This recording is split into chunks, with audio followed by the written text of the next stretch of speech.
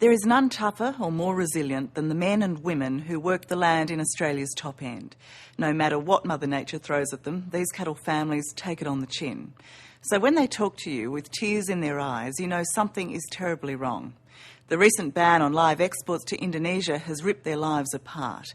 Many are facing ruin, and with hundreds of thousands of their cattle stranded, countless jobs are being lost across the industry.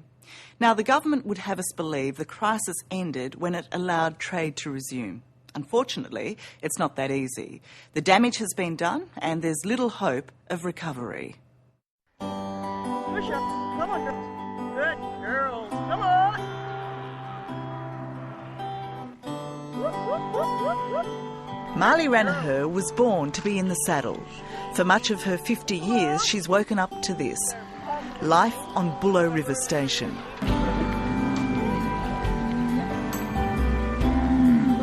What is it that you love about it so much? I think probably the freedom. Marley is as tough and competent a cattlewoman as anyone. Come on, girls, push! You reckon they're listening to you? I've known them since they were babies. Yeah. All of them. Every single one. But these days, mention Julia Gillard and what's being done to the live cattle export trade with Indonesia, and she can't control her emotions. She's done a perfect job. I mean, if anyone were going to stuff something up, you couldn't do it better. The prospect for you of not doing this anymore, what's that like? No, don't ask me that. It's just, this is what I wanted to die doing.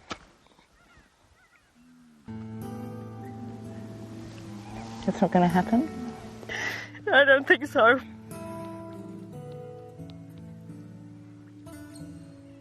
Not now.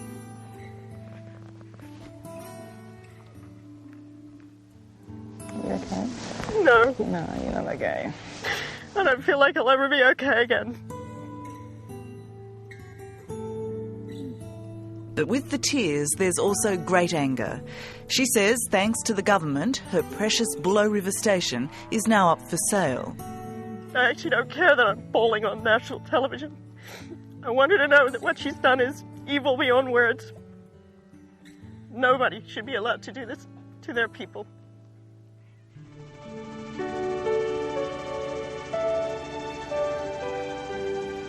Marley says it as she sees it. Her despair runs so deep because there is so much to lose.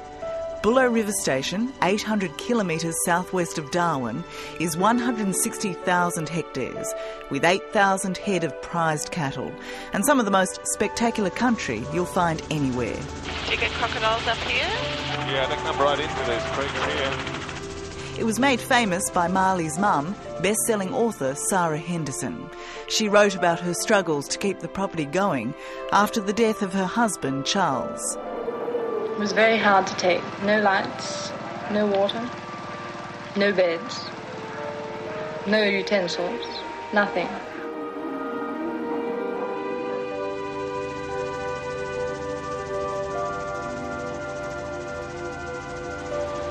It can be tough, and it's a hard life, but by the same token, it's this region of Australia is breathtakingly beautiful. It really is. It's just, well, I don't know anywhere else in the world that quite compares. To have all this, you'd think deep pockets were a must. Watch this big fella! Watch the big fella! But that's the problem. Marley, her husband Franz, and their 2 young sons aren't cattle barons. Come on, babies, push! Push up, push up, push up! This is a family operation where hard work and long hours only help make their enormous bank overdraft slightly less scary. Grab that, drag it up for me. So, 7 weeks ago, when the cattle trade to Indonesia was suspended, the export companies could no longer buy their cattle, and things turned instantly bleak.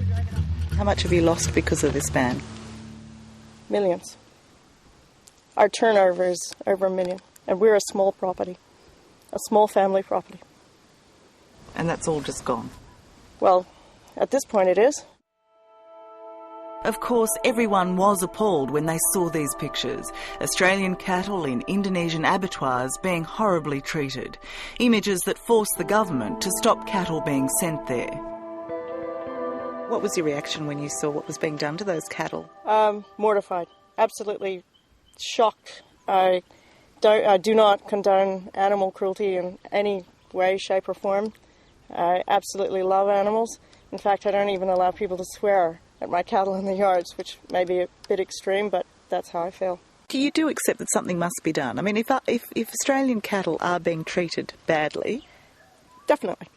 Absolutely. Every industry in the world, your industry, doctors, lawyers, restaurants, they all have dodgy operators, all of them.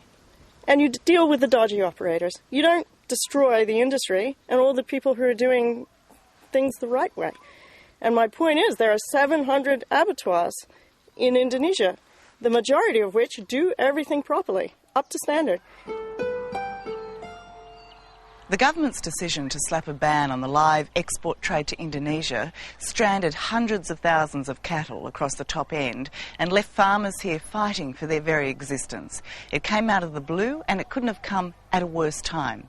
Now, this latest backflip to lift the ban might sound good in Canberra, problem solved, but for the industry, the damage has already been done. You've crippled a billion-dollar industry, you've offended a major trading partner, you've stranded nearly 300,000 cattle across the top end of Australia. You've really stuffed up, haven't you? What I've done is put in place a framework which ensures this industry for the longer term. What industry did was let down itself. A self-regulatory model didn't work, unfortunately. The Agriculture Minister, Senator Joe Ludwig, says he had to act, and he has, demanding exporters know exactly where and how their cattle die in Indonesia. While the ban has been lifted, no cattle will leave Australia until exporters can prove that. In the meantime, cattle farmers who are not accused of mistreating their animals are left in dire straits, the collateral damage of his decision. So all those families struggling today let themselves down? What we've ensured is that we've got a system in place now which ensures this industry has a longer term. I'm sorry, did you hear the question? The question was, all those families up there struggling today have let themselves down? And no, I'm talking about industry, the industry that represents them. Do you believe that most Australian cattle are treated in that way in Indonesia? What I believe is what I've done is appropriate. Yeah, but I'm asking you.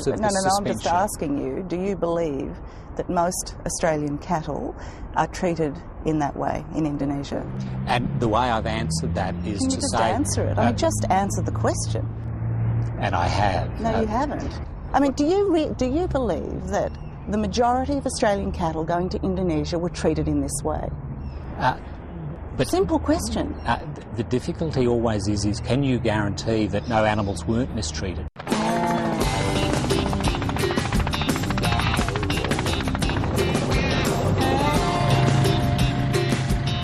Up here, the cattle are specially bred for the Indonesian market.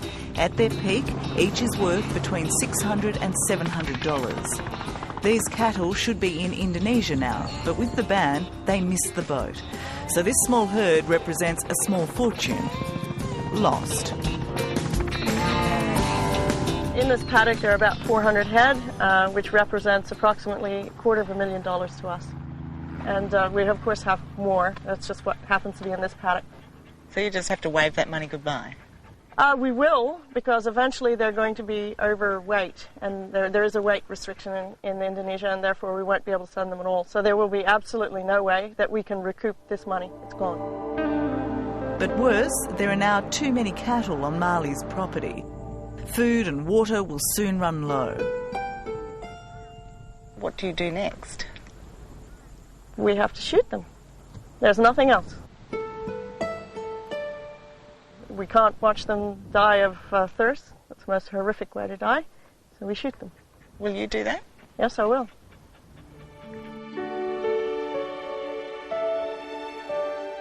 Growing up here, bulo is in Mali's blood. Over the years, she's done everything to keep it. During the good times, she's told interested buyers to look elsewhere. Now, in the worst of times, she doesn't want them, but she desperately needs them.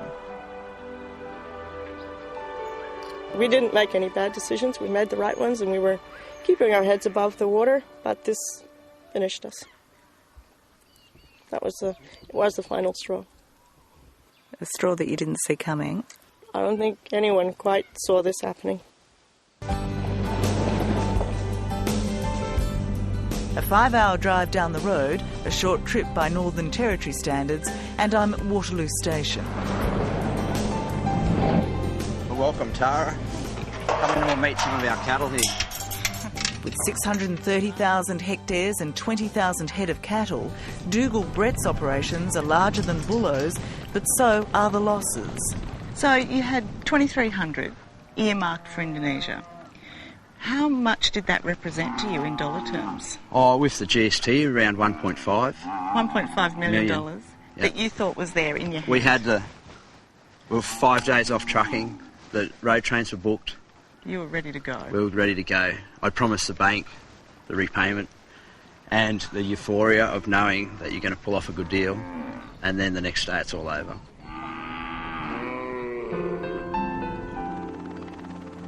Dougal's $1.5 million contract wasn't profit, it was the money he needed to keep the property going and to pay off his overdraft. To have $1.5 million just taken away from you, what does that do to your livelihood, your business? It's very grim, very grim. Like it's a lot of sleepless nights. But I suppose you can't crack. The worst thing is, Tara, like what we generate for our economy of Australia is millions and millions of dollars, and our government did it to our people, their people. But they said they were doing it to protect the cattle from being cruelly treated. None of us condone what happens to the cattle. Like, that was disgusting. None of us knew. We did not know that was happening. In the office, Dougal's wife Emily goes through their outstanding bills. On top of wages, overdraft and mortgage, they owe a whopping $300,000 this month, with no way to pay it. It's such an awful situation to be put in when we can't change the situation. We're not to blame, yet we're being forced to ring people and tell them we can't pay our accounts. How do you live with that sort of stress? I don't know. I kept saying to Em, we've got each other, we've got our family. The government may be able to take everything, but they won't break our spirit. And we just got to keep going. For all of their debt, Dougal and Emily hope to stay here, to give their 3 children a future on the land. How would you rate your day job? Pretty interesting. Got lots of adrenaline hits, which is rather fun. Some people, skydive and jump off cliffs. I work out here. You work with cattle? Yes, exactly. For Marley Ranaher, even the lifting of the ban won't save her or her cattle. There are still too many uncertainties. But saddest of all, she's had to tell her sons Bullo River will never be theirs. Just a couple of years ago on this program, you said you would never ever sell Bullo River Station. Not by choice. Shouldn't have done that. Why does it make you cry?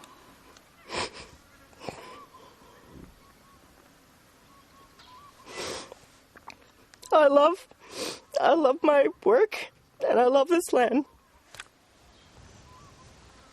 I'm sorry. What are you going to do, Marley? Where are you going to go?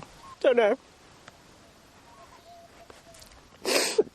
No more torture. That's enough.